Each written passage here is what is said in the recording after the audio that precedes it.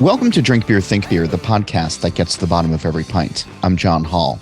Ryan Sentz is here this week to talk about how he and his brother bought back Funky Buddha, the Florida brewery they sold to Constellation Brands 6 years ago.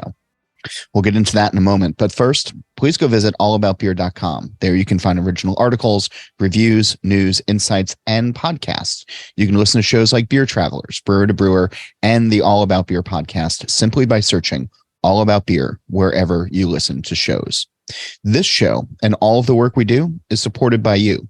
You can visit patreon.com/allaboutbeer to help keep the content fresh.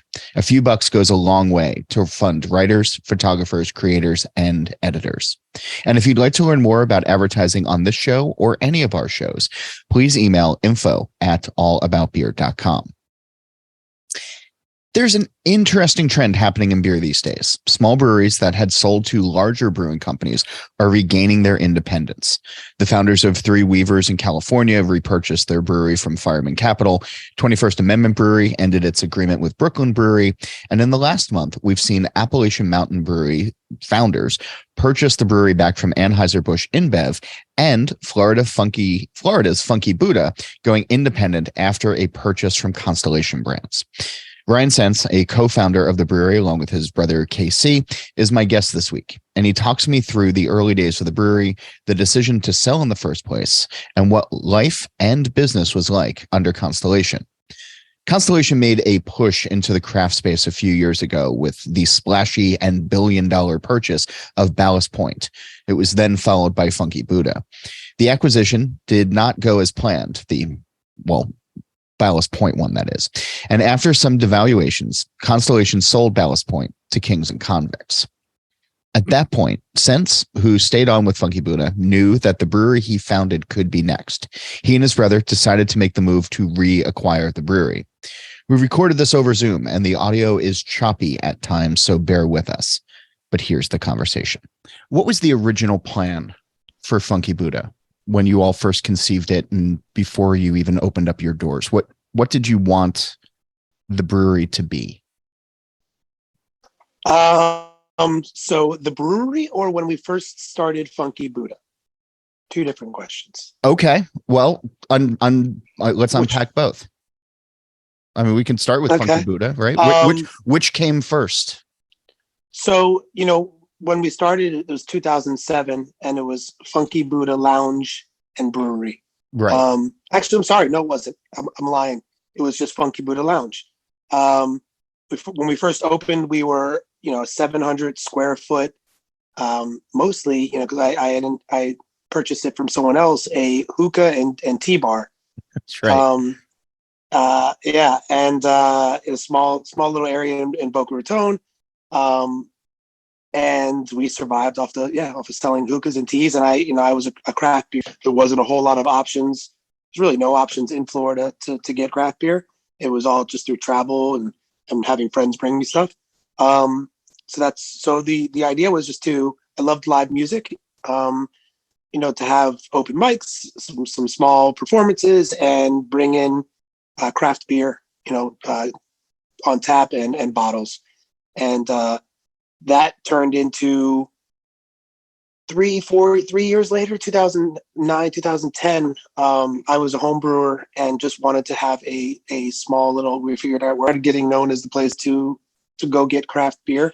Again, as a home brewer, I put together a glorified large homebrew system that was doing 30 gallons at a time, and that's where it happened. There was no plans for doing that to eventually do something bigger.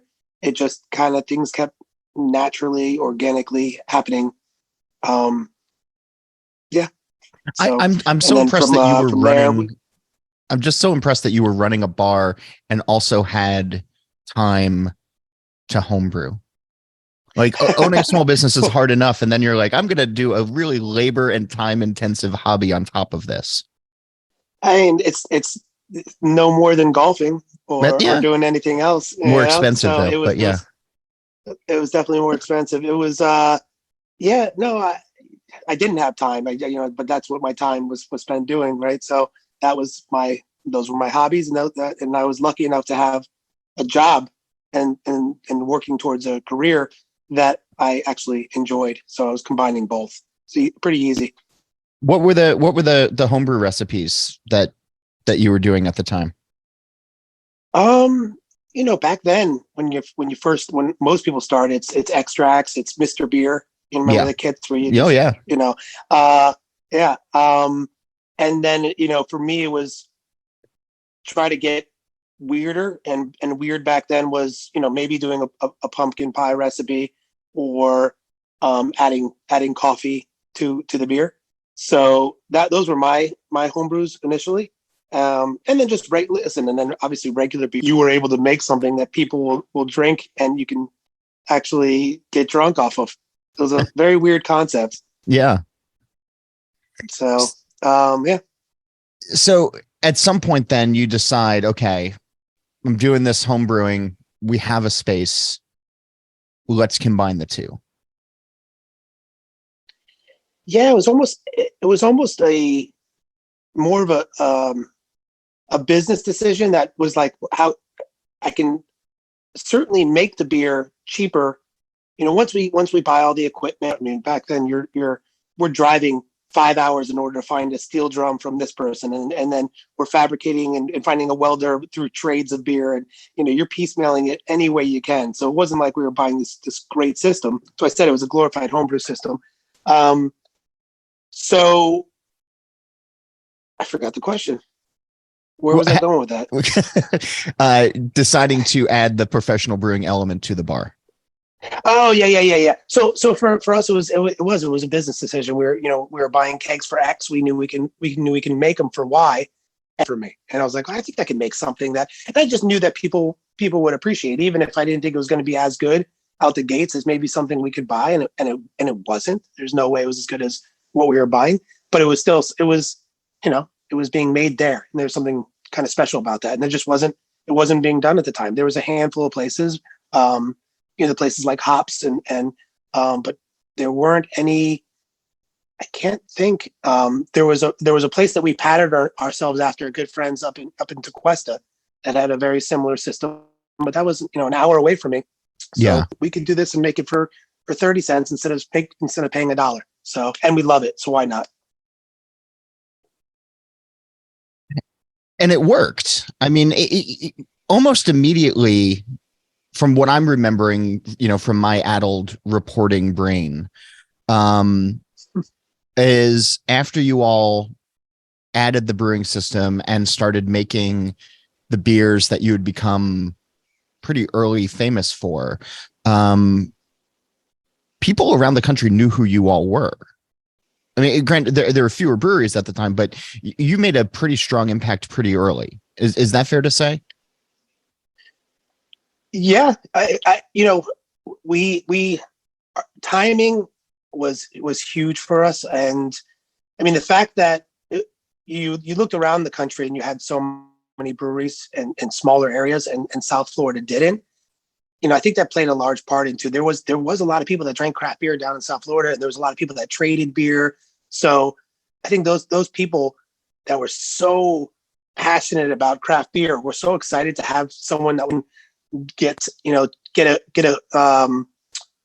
Dark Lord, a bottle of Dark Lord, or a bottle of Brooklyn Black Ops, right? And so that was crazy to me that they were using our beers and they're putting in water bottles and trading it. So I think, and back then, the popularity of sites like Rate Beer and Beer Advocate, and people wanting to rate as many beers as they could, and the fact that we were just the only one down here, and also making beers that were different, right? I think that was a huge part, and it was back then. It was really different to have anything like most traditionalists were angry with what we were doing, saying that's not beer. But we didn't care because we liked it, and we thought what's a few good examples of that? As far as people getting angry, or the beers that people are saying you shouldn't be making, Oh, I mean, literally anything that wasn't the four main ingredients when we were doing peanut butter and jelly beer and apple pie beer. I got it. The people that said beer should taste like beer, and the people that had been doing it for 20 years and attention, and it didn't taste like what people were used to. So people obviously came around, and I did find that funny that, when the breweries that were going like, this is stupid and it'll never last, and they, a couple of years later, you see them having festivals, and they had their own, mole inspired beer or cookie cake beer, whatever they were doing. It certainly wasn't us. We weren't the first people to do it. There was breweries like Shorts. Oh yeah, up in Michigan. Yeah, and Dogfish Head. Yeah. Was playing with really cool ingredients. There just wasn't that many of them, and there wasn't. I don't think at the time there certainly wasn't anyone that was doing it as much as we were doing it. We really just kind of like laid into it and said, "This is what we're going to do. This is who we're going to be. We're going to be culinary inspired. We're going to not take ourselves seriously. We're not going to say this can't be done." And I also had a huge advantage over big breweries of like, if I screwed up, it wasn't that big of a deal. It was 30 gallons, it was a day's work, pain in the ass, but it wasn't tens of thousands of dollars because you tried this expensive recipe or had luxuries that these guys didn't. And again, I had, like ravenous fans of craft beer that just didn't have an opportunity to have a local brewery. So a lot of things in our favor that helped us. That wasn't just like we did this on purpose or Funky Buddha was the best. It was we had a lot of fortunate turns. There must have been some. I mean, there's got to be the worry that comes with having a small business and trying to make things that people will pay money for and continue to come back for. But it also sounds like it was kind of freeing creatively in those days. Yeah. I mean, because that's at heart, and I've always been an entrepreneur and always wanted to run my business, but I am a creative person that's not that good at, I can't write music. I can't play music. I'm not an artist, so I can't write, but this was something I like to cook. And this was just cooking with, and it was, I did leave a job and to pursue this, and took not a risk, but obviously took considerably less money, but I was never happier. And I tell people that all the time. It's like, money is not what's going to make you happy. It's, the fact that I didn't dread Mondays anymore. And quite the opposite. I was excited it wasn't work. And I know that sounds cheesy, but it was scary. I mean, there was days where literally we did $90 in sales, like the whole day. Yikes. It wasn't like we're going to make it. This is great. Oh yeah.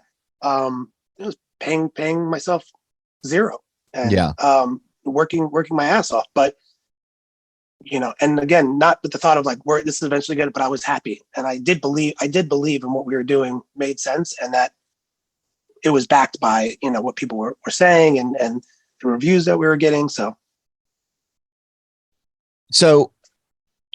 you grew beyond that initial bar, right? You guys added on. Yeah. Oh yeah. Yeah. So the original 700 square feet, we moved in the same plaza. We did the monstrous jump to 2,000 square feet. And actually, I remember we were terrified of that. I mean, it was triple the size, triple the rent. And this is all, we were self-funding and we built everything ourselves. We built the bar ourselves. We built the stage ourselves. We were hand painting. We were the electricians. And my brother came in, and there was an opportunity to take a slightly bigger space, in total, like 3,500 square feet. I was like, dude, you're insane. You're gonna need it. And I always call him the monkey wrench, because as soon as I had a plan, he would come in last second. And normally 99 out of 100 times he was right. So I would be like, God damn it. And I would do it, and it would completely change everything. And that ended up being the spot. So we had an opportunity to brew, house all the ingredients. We ended up opening up a homebrew store, which helped keep us open and support it. And then we did that we were there for 3 or 4 years before the production brewery opened up. Yeah. What were those 3 or 4 years like in that middle space where, you go from 700 square feet to the 3,500. And I mean, things must have just been running at such a breakneck pace. Like what did you Yeah. learn during Yeah. those times? I mean, yeah, it was almost hard to learn because, like you said, everything was happening so fast, and it was to me, I was so involved in the early stages with everything, but it seemed like that was the height of craft at the time. Like it was just craft was crazy, and we were growing, and again, even when things were crazy, I never the idea wasn't okay. We're going to open up a production brewery like that. That just came later. It was we were getting invites to festivals all over the country, and then outside the country, and it was humbling, and it was almost embarrassing because then I'd have people calling me up and saying, "Hey, we want to do a collaboration with you," and I'm like, they have no idea I'm brewing. I can't even let them see what I'm brewing on. They and we were getting these crazy ratings on I think Rate Beer had us at like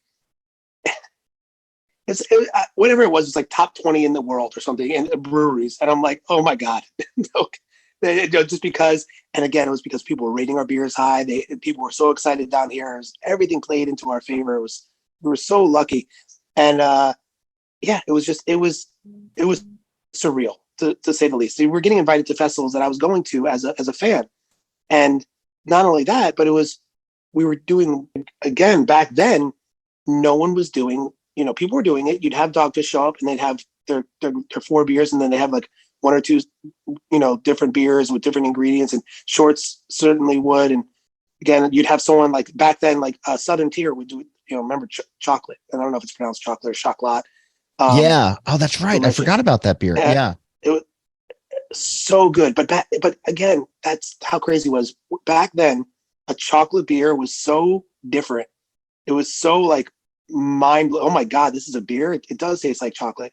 And here we were showing up to these festivals, and we were like, we're not doing a Hefeweizen. We're going to go peanut butter and jelly beer, apple pie beer, mango habanero beer, maple bacon coffee porter.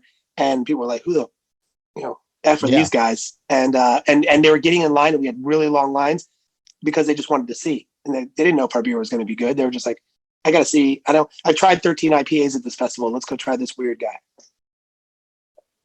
And that was, I mean, in the era when, I mean, the IBU wars were happening among brewers. Mm-hmm. Everybody was trying to, I feel like that was the era when the questions really sort of ratcheted up of, well, what hops are in this and what's new in hops and I mean, I remember having the maple bacon coffee porter for the first time at one of those festivals. I want to say it was a Beer Advocate thing. Yeah, probably Extreme Beer. Yeah. And having that same reaction of going in as a skeptic and a cynic and like, okay, and then like, wow, this delivers on what it says it's going to, it tastes like as advertised, which was refreshing at the time and kind of a lot of fun. And I mean, now you just kind of take it for granted when you show up at a brewery and they're like, oh, this is our vanilla porter. It's like, okay, like, yep, tastes like vanilla, it tastes like coconut, like that kind of thing. But to sort of lay that groundwork and to be, it wasn't just a gimmick, right? That was the thing this is the point that I was trying to make, was it wasn't just a gimmick. There was real skill that went into it. There was nuance to those beers as opposed to just hitting, somebody over the head with 90 pounds of coconut or whatever. Yeah. Yeah. So first off, thanks. I mean, it wasn't, they weren't all winners for sure. But I think, again, a couple luxuries that we had is that we spent the money. We weren't using like extracts and I was the same as you. I was a consumer that if you were lucky enough to find a oatmeal raisin cookie beer or something like that, and it didn't taste anything like it, like maybe you just tasted cinnamon, I was annoyed because I was excited. I got the 4-pack or whatever, or 6-pack, and you try it, you're like, so that was a very intentional thing, was that we have to deliver on what we say, because as the consumer, I hated when they did it. So it took a lot of tries and a lot of attempts, and we spent the money on the real ingredients and throwing away batches, and because it wasn't as expensive as most. So that was something that was really, really, really important to us to say, like, okay, I'm not going to be like, oh yeah, I get apple pie. And we've since learned nuance, and a lot of times we want to do stuff and we want it to be maybe more drinkable and just to be, but there's other times where, we just did like a funfetti beer. And we're like, okay, we're not going to stop until it tastes like what we feel like is a birthday cake. And Right. not just because people, there's now the problem is there is expectations problem, but also a good thing. So that was important for us to kind of to do exactly what you said, is not be like, maybe that. And yeah, back then going to the Extreme Beer Fest, and Extreme was either high ABV, sour, or it was the IBU wars. So it was like, we've got 12 billion IBUs. And you're like, no, you don't. It doesn't matter. You can, so it was fun for us to do something a little bit different. So how would you approach making some of those beers? Like, what was the, for a funfetti, for example, right? Like, Mm-hmm. you knew it tasted the way that you wanted to taste it when you got to that point. But what was the road like to get to that finish line? Like the process inside of the brew house for you all. Yeah. I mean, depending on the beer, sometimes it happens very quick. Sometimes and sometimes it never happens. I'll tell you that. Like sometimes I can absolutely, it always starts with me or someone coming up with an idea. And then you taste it before you ever make it. You're like, okay, this is how it has to taste. In your mind, you're already tasting it. And, and then you keep working towards that, and until it matches and if it doesn't, then sometimes those beers just never see the light of day. And you're like, all right, I couldn't do it. It's not worth it again. It doesn't meet our expectations. And as a consumer, we'd be disappointed. So it's not happening. And, the peanut butter and jelly one that we did, that was an example of one that took forever and a million different attempts of how we were going to get the peanut flavor in. And do we use powder? Are we making our own like extract with peanuts and alcohol and doing that? And we ended up, I used to hold these cards so close to my chest because, at the time it was like, oh God, we're the only ones doing it and everyone's going to do it now. So, but it was just, and then you're playing around with what kind of peanuts and how, and it was roasted peanuts. And I've told this story other times, but like people knew when we came out with that beer only because our local grocery store had buy one, get one free on peanuts. And I would just like clear out every store, we would go everywhere and just like buy. And that was the way we could afford to do it. I was like, we can't afford $5 a jar, but we can afford $2.50. And that was the way we did it. And so it took many times. And finally, you hit it and you're like, yes, this is what I wanted it to taste like. And this is what I'm proud of. Sometimes it's right away. Not usually. Really funny though. You couldn't find peanuts anywhere in a 9-county area around you guys. You literally couldn't. We abused Publix. It was like, and then you get the same look at every register. It's like, I'd go up because they would have these giant bins and they'd put it by the front of the store and buy one, get one free. And I'm like, yep. And I would just load up the cart and they'd look at me like, what's wrong with you? And I'm like, I'm doing this 4 other places.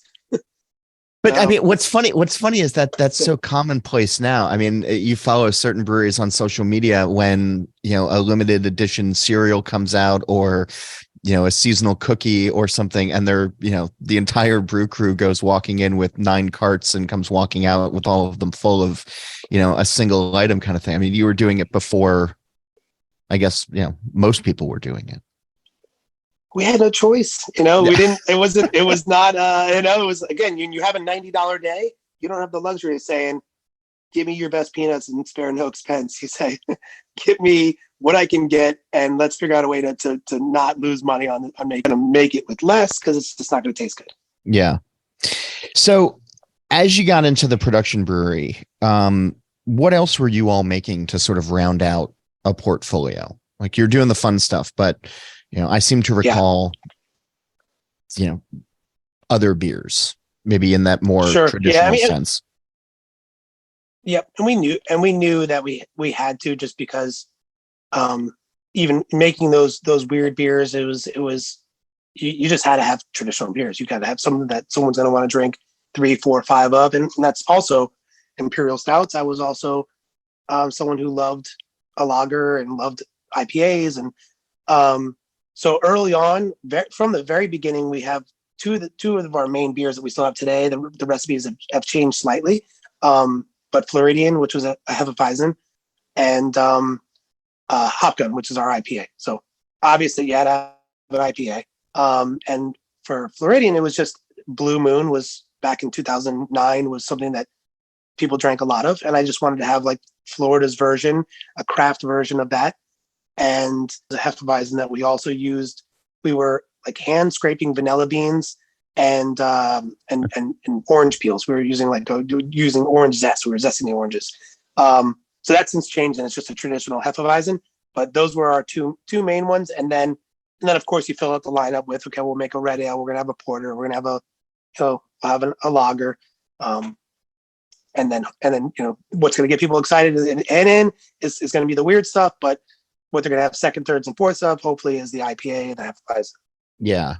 And that was the traditional model back then, right? I mean, I think a lot of folks, I was always sort of amazed when people would look at Dogfish Head and see the crazy things that they were doing and think that that's all that they were doing. And it's like, no, like 60 minute, 90 minute and an India Brown were paying all of the bills and allowing them to sort of mess around, because you do need that rounded portfolio. And I'm imagining that you were able to grow a customer base back then, because people would come in for a certain, for the crazy side of the normal side, for lack of better terms, and then discover the opposite and get into it from there.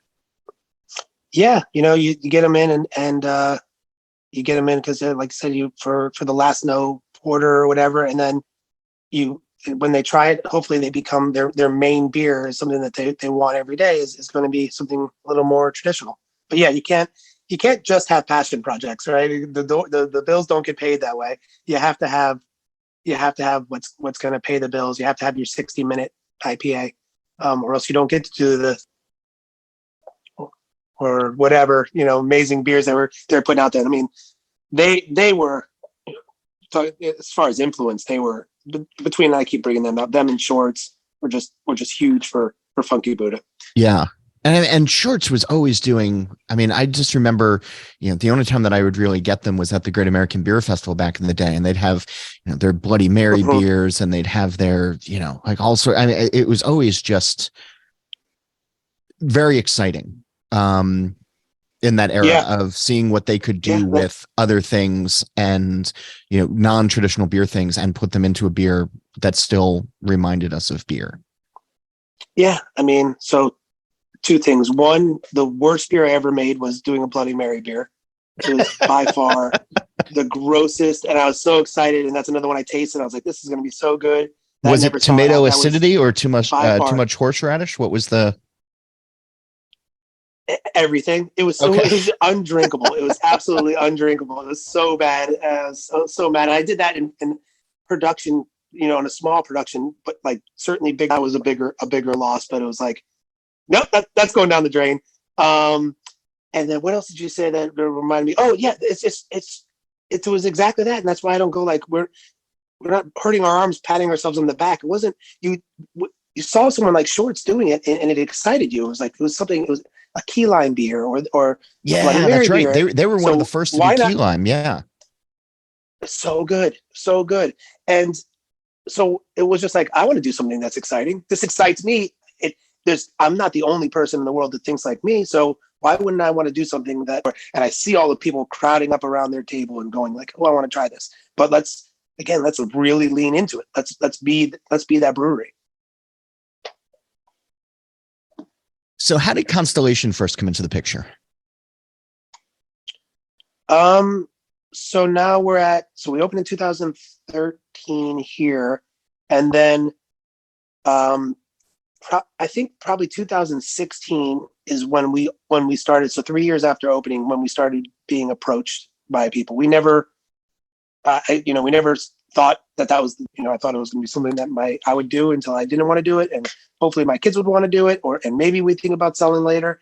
And then we just started getting, solicited by larger breweries and, private equity groups. And that was happening right there. Right. There was starting to be a lot of buying of breweries, and we were probably one of the last bigger breweries to sell. It kind of slowed down after that, but so you talked to enough people, had really good conversations, got close with some, and it never felt right.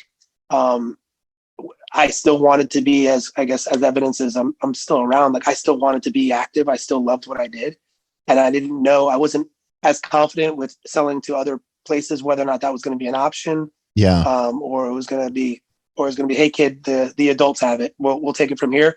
And because when you did, when you Constellation, because when you were in that part of talking with them, there was already the history had been established by other breweries that had been acquired of what happened to the original founders. So you were able to see who treated folks well. So just by nature of the timing of your deal, there was empirical evidence that you could point to.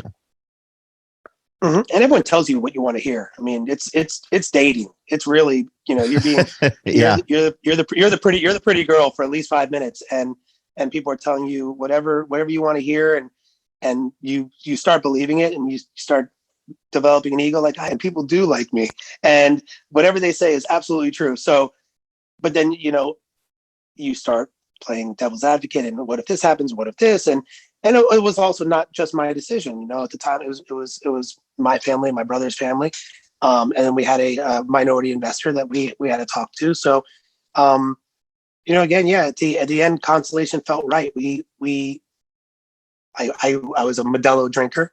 Didn't really matter, but I liked the people that I met, and I believed in their vision, and it seemed to, I truly trust. We got it. You can go. So it just made sense at the end of the day. It did. Yeah, it felt good. And yeah. So, and that was, and then, that happened. So again, starting talks in 2016, I think the transaction, and those things take forever. Even once we met with Constellation and we were still talking to other people, and then you start working everything out, it was in August 2017. So nearly 6 years ago. Yeah. And you stayed on because you wanted to, and you wanted to be there. What was it like in that first year of, having a I guess a boss, or having a for the place that you built? Like, what were your days like? Were there Mondays that you started to dread going to work, or was it exciting? Like, what was the, okay. No. It was always exciting. I mean, it was equally frustrating on some days. It wasn't always great, but there was never any like, I hate this. I hate what I'm doing. I hate who I'm working for. They gave us a lot of autonomy, as much as a big business could. No one ever came and said, do this with your recipes or do this. Now, there was different sales strategies that left our decisions, and some marketing strategies. But as far as the beer that we made, that we were able to continue to make what we wanted. Short change was, canning was a lot more popular, and we didn't have a canning line. Yeah. They had earlier acquired Ballast Point Brewing. I heard about that sale. Yeah.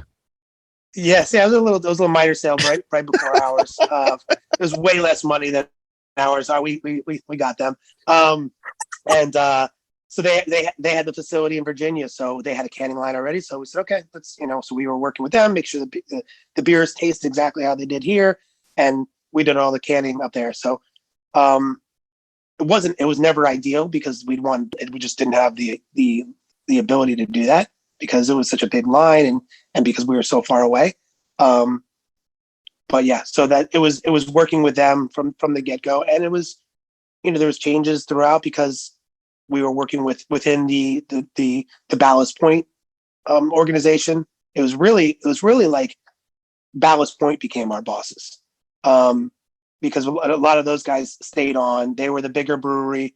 They had sold for more money, so there was a higher priority to kind of claw some of that money back and make that investment right. So, it was only a few years of that, and then that changed, and then Ballast Point sold. So it's been constantly evolving. So it's never not been exciting, or it's never not been like it's never been okay. Clock in, clock out, same things that's happening. Yeah, because you mentioned then, so Ballast Point sold. I mean, that was if the original Ballast Point sale made everybody's head spin, just solely based on the dollar figure. When Kings and Convicts came in, I mean, even seasoned reporters like myself and other folks were like, "Who the fuck are these guys?" I mean, that was the same thing. Yeah, I mean, I remember like tweeting at the time, being like, everybody is furiously Googling Kings and Convicts right now to figure out who these guys are. But I mean, if they were, the bigger entity inside of Constellation's craft division, when they left, what was that like for you guys? So they definitely were, and we definitely said, who the fuck are these guys? Yeah. You're like, no, shut up. That doesn't even sound like a real name. Yeah. And, it was like, I mean, the original one was like a brew pub in like southern Chicago that their big draw was that they had a golf simulator, I think. It was a golf simulator. Yeah. I remember that. I remember that. And listen, no shade, because I'm sure those guys no. The fuck are Funky Buddha. It was just they were Ballast Point. They were Ballast Point that sold to Constellation, equivalent of Funky Buddha. Like, huh? What? Yeah. Like you got sold to a brew pub, and it's just like that doesn't make sense. I mean, this is why you're seeing what's happening in the industry right now, and that was not the start of it. I think it might have been. But I just think the realization was like when all these acquisitions were happening and when we got acquired and years before we got acquired, there was this idea that you can buy a brewery and plug them into your network and they could be a national craft brand. They can be another Sierra Nevada. They could be a dog, whoever was out there doing it. Right. And shortly after, so many breweries started popping up. I mean, it was, I think there was maybe 1,800 when we opened, and now I know we're plus 10,000 and maybe 12,000. I don't know. No, we're not that high, but truly, we're getting there. Yeah. No, but 10,000. Yeah. Not for nothing, but who wants Funky Buddha Hefeweizen in Indiana? And when there is 100 breweries around your corner that might make a similar beer. And even if we make a great one, I mean, you want to, it's so think minimum regional and mostly like a hyper local. Like you can now open up and hope to be your areas, or you can have huge wishes and be a state and say, I'm going to be Florida's biggest brewery, or I'm going to be Texas' biggest brewery. But that means nothing to, I'm assuming I'm acting like I'm in these boardrooms, but I don't sit around thinking that Heineken's going like, let's be the biggest brewery in Delaware. Like, come on, whether they're going to put effort into that. So the juice wasn't worth the squeeze at that. For us, it is. For me, for shithead Ryan, it's worth, Funky Buddha's worth it. And it's worth being South Florida's. It's worth being Oakland Park's biggest brewery. And it's worth it for my employees. And I love what I do. And that's what you're seeing. I think you're going to see people going, okay, this is what, no harm, no foul. This isn't what we thought. This is what we bought. Industries change, climates change. Let's kind of, cut our losses and give it back to people that are going to care about what they can do. Yeah. Total guess, but I pretty edgy. Well, so now that you and your brother have it back, where did those conversations start? Was it your end? Was it their end? Was it just? I mean, years ago, if we're being honest. Sure. Because certainly when they sold Ballast, it was on their radar to also sell Funky. I mean, there had to be a decision. Granted, again, they weren't they didn't have the investment that they made, at least a comma less, from our investment to their investment. There wasn't people screaming at them to get the money back, but they did see what was happening in the industry. They did see that what was going on. So, maybe Funky Buddha can come out with a seltzer that could be national. So they were still worth a play for that. But the conversations were happening, and Casey and I had wrestled with it several times and said, like, do we want to take it back? Can we do what we want to do? Take control. Is it worth it? Do we? There's a lot that goes into it. Clearly, it was but so we've been wrestling with it for 4 years, and then it came to fruition where it finally truly made sense for both sides to do it. Yeah, but I imagine, if they were looking, saying, okay, we're going to get out of craft, or Ballast is gone, we should come up with a plan for Funky Buddha. They could have been entertaining offers from other places, and then all of a sudden you find yourself with a new boss. Yeah. And that absolutely, I can't say for certain, but I can say 99%, you just know these things, and you hear whispers, and people are talking, and we supported it. We said, listen, if someone else wants to buy Funky Buddha, that ended up being what happened. Awesome. That meant someone bought it for a reason, because they thought it fit their plan, right? It wasn't to buy it to close it. So it was like, okay, someone else is going to buy it. Maybe their plan is to take it to a different place or open up other locations, whatever. We're on board. Let's have those conversations when they come, and let's figure out how to make this. Yeah. There's always, when these things happen, when these initial sales happen, there's always a lot of hand wringing. There's always a lot of internet posts. There's always a lot of, oh, you're a sellout, and people get all angry, and people that you thought were your professional friends are now giving you cold shoulders. I mean, we've seen it with a lot of breweries. What I've always been impressed with, though, is having the conversation with brewers who have been acquired by larger companies, because they learned how to do things that they otherwise would not have the opportunity to. There is efficiencies in larger companies. There are benefits to global breweries, with reaches. During the time of Constellation's ownership, what do you feel you learned as a brewer, as somebody involved in the business, from them, that you might not otherwise have had the opportunity? So I don't think this is the dismissal or throwing shade, as much as I think this applies to everything. I think you end up learning more from where you don't succeed than where you succeed. Yeah. So you learn, we definitely learned how important it is to be hyper focused on anything you want to succeed. And that just couldn't happen as part of a big organization where we were not unimportant, but let's be honest, it's Corona and Modelo, two of them in the country, where that deserved 140% of their attention. So they did a great job in bringing awareness to Funky Buddha. We certainly learned a lot there, and how they would go about doing that. A lot of the other stuff was truly, they were great in that they were hands off. There wasn't a lot of learning other than you learn that why things didn't work, right? And we never, when we had these conversations, and we would be like, why get it? We get that you can't do what we need you to do in order for us to be what you purchased us for and what we sold for, why we wanted to do. But as far as the sellout thing, that happened a lot, and you get it from people that you're like, oh, we were friends. And then literally guys that I would see and hug at 6 festivals in a row, when we sold, wouldn't even look at me in the face. And then you have some people that were, you would come up and they'd be incredibly, truly happy for you. And some that were just like, oh, I wish, but I get it.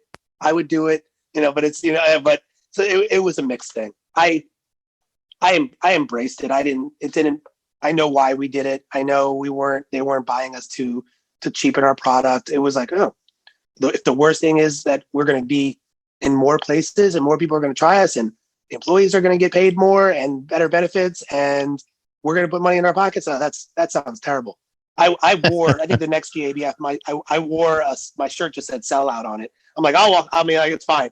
I'm like, I'll fully own it. I don't care. Yes, I did. We also heard that I was going to be gone day one. That you sold it. I also heard that when I opened the brewery with the intention of selling. So you hear so much bullshit over the years that you're just like, you stop caring as much because you're like, you've been telling me the wrong things. I'm hearing the wrong things, the wrong rumors. And we were rumored to be selling to Budweiser, in 2014. I was like, awesome. No one's called me. I didn't hear that. The Clydesdales in the parking lot kind of gave that away, but yeah, it's Yeah. I shouldn't have rode one to work. But it's interesting though, because you also, we were talking about that roadmap before of how breweries that had been acquired, what the founders had gone through afterwards. You also had that roadmap of what to expect from the larger community or from certain brewers in terms of some of the vitriol or the cold shoulders or all of that. So I don't think like when Goose Island first sold, I don't think that they had anticipated just how mad folks in and around the industry were going to be by that. But then by the time, you all did in 2017, it was, it wasn't met with a shrug, but it was like it had become more commonplace at that point. And the reactions were kind of predictable. So you kind of, I imagine, knew what was coming your way. We did it, but it's like having a sick relative that is going to die for a couple months or just unexpectedly passing. Like they both suck. Like maybe you had some time to prepare for it and you knew, but like I can tell you that announced it wasn't a happy day for me. It was very bittersweet, because there was so much unknown, and it was something that I chose to do, but there was so much unknown as to are they going to say are they going to be who they thought we were?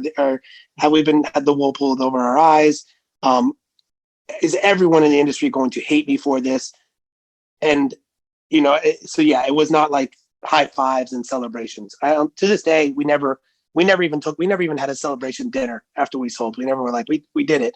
So it was incredibly bittersweet. Getting it back, I also thought that no one would give a shit. I really, truly thought it was going to be like, oh, it's not cool. That's good. And maybe even more of like certainly more negativity than we got. I didn't read a single negative post and you can't go on the internet. You can have a picture of a rainbow and someone's gonna go, that rainbow fucking sucks. I hate rainbows. But like we heard nothing. I was like, holy shit, and all positive. And like part of it's sad because I see people coming back. They're like, oh, we're so happy you're back. And I'm like, it's been us. It's been the same people making the beer, but it's been nice, and people are overwhelmingly positive and happy that we did it. Has anybody in the professional sphere who gave you shit early on, have they come back around with hat in hand? No, no. I think at this point I would be the dick that put my back to them. Okay. So I don't want that. You show who you are in those times. So like if you did and you didn't, you treat a person like a person. Like it's a business decision is a business decision. Unless you're doing something that's mean spirited or you're hurting people, like that's a reason to get mad. You're getting mad because we chose a business path. That's grow up. So no one has, and nor do I expect them to. And I'll be the stubborn jerk that says just go away. Good on you. I saw who you were when we sold. Yeah, I like that. So what's the brewery's footprint these days? And what's selling well for you all? So our Floridian Hop Gun are still our. I think we do a seltzer just like every other seltzer. There was a huge push at the beginning. Things were crazy, and that's changed. That's what I'm most excited for, is that it's very difficult being part of a larger company to introduce new products, because of just by nature being, there's this 6 portfolio councils and 7 review boards and 18 tastings. Whereas before, we can be a little more agile and just come up with a beer and put it out in the tap room. If people like it, let's see if the market wants it. So I put we're 3 years too late, but we still want to do it. We want to put a hazy IPA into the market. Okay. And we want, we're going to be doing a lot more just small releases in the tap room. We've got 2 canning lines coming, one for larger production and one so we can just do stuff just to put a new beer out every other week. And even more exciting is we are going to, for me, I don't think anyone, well, we'll see if people care. We want to start distilling. So I'm a cocktail guy as well.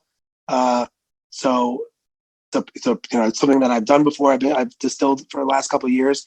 So I'm excited to kind of give that a shot. And then other beverages that aren't necessarily alcoholic, like, natural and maybe beneficial hydration drinks or energy drinks that, and mess around with how we've brought flavors into the mix before. And maybe we can do that again in a different area. I dig that. I'm jacked up. No, you sound like, I mean, it's like starting, it's not starting all over again, but it is a kind of a cool, fresh start. I've been asking folks on the show the green door question. And the premise is that in the early days of the pandemic, my wife and I were rewatching The Good Place, the television show. And in the final season, they introduce a concept of a green door that you can walk through and be anywhere you want, doing anything that you want. And I've been asking folks if we had a green door on our plane of existence and this conversation ended and you could walk through it and be at any bar or any brewery anywhere in the world, where would you want to go? Who would you want to be with? And what would you like to be drinking? Wow. That's a very good question. So that's a show about heaven, right? Or they're all in some afterlife? Yeah. Okay. Yeah. It's an afterlife show. Yeah. Okay. So I can go anywhere I want, be with anyone I want, alive or dead? Sure. Fuck. I mean, I could be cheesy. So I think I would love to, where I'd want to go. I'm such a homebody. I think I like take me to my house. That's where I want to go. No, I got to think of something better. Somewhere I've never been. I want to go to Italy. I want to go to Italy in the worst way. So, okay. We're going somewhere in Italy. I get one person. If it's just I'll say my grandmother. But who's passed many years ago. If it's someone famous, I'll say I spend a day with Bob Marley. And what I'm drinking, it's a beer, right? It doesn't have to be. This is your. This is my thing. Yeah, this is your. Yeah, I'm not steering this in any way, shape, or form. Yeah, I feel like you are. I feel like you just told me the exact parameters that you want me to make, and now you're giving me alternatives. I said any bar, anybody you want, and drinking whatever you want. That's you did. You're right. You're right. Fine, I'll do it. I love your stall tactics here, by the way, though. It's pretty great. Yeah. I've got nothing. So the drink I want is a drink that I've never had before. That's what I want. I want to be wowed by something that holy shit, I didn't even think these flavors would work, and I didn't even know this is something you could consume. So that's what I want. I want something that's I can't describe, because that's my favorite thing in the world is to be whether it's food or drink, anything, or art, just be that I never even knew that could exist. So that's what I want. And if it's a beer, it's going to be, I've really gotten into, and we just made it Italian. We're going to Italy, so figured there's going to be good ones there. But otherwise, give me a drink that doesn't have to be alcoholic. It could be anything that I just this is weird and awesome. I like that. See, that even harkens back to your very early days of the brewery, of wowing people with something unexpected. I dig that. I appreciate that. I guess that's why I always say why we did what we did. It was never a business move. It was never like, this is what's going to work. It was just like, this is what I want. And thankfully I'm unique enough that other people are like me. So that it ended up working. I dig it. Ryan, thanks for being on the show, and thanks for sharing the journey of what Funky Buddha was and where it's going. I'm excited about what's coming up for you all. What's on your mind beer wise? You can email me. It's John Hall. That's JOHNHOLL at allaboutbeer.com, or tell me on Twitter at John_Hall. That's also how you can get in touch with questions, comments, and guest suggestions. A reminder, go visit allaboutbeer.com. There you can check out the podcast page, the merch page, and can read great new content, as well as the archives going back to 1979. Don't forget, follow All About Beer on social media at All About Beer. And if you're interested in supporting journalism in the beer space, email us at info@allaboutbeer.com or go to patreon.com/allaboutbeer. Don't forget, All About Beer has a podcast channel now. Search and subscribe on your podcast platform of choice. Steal This Beer has new episodes every Monday, and the BYO Nano podcast comes out on the 15th of every month. As for this show, Nate Schweber does the music, Jeff Quinn designed our logo, and I'm John Hall. New episodes release every Wednesday, and that's when I'm going to be back again to drink beer and to think beer.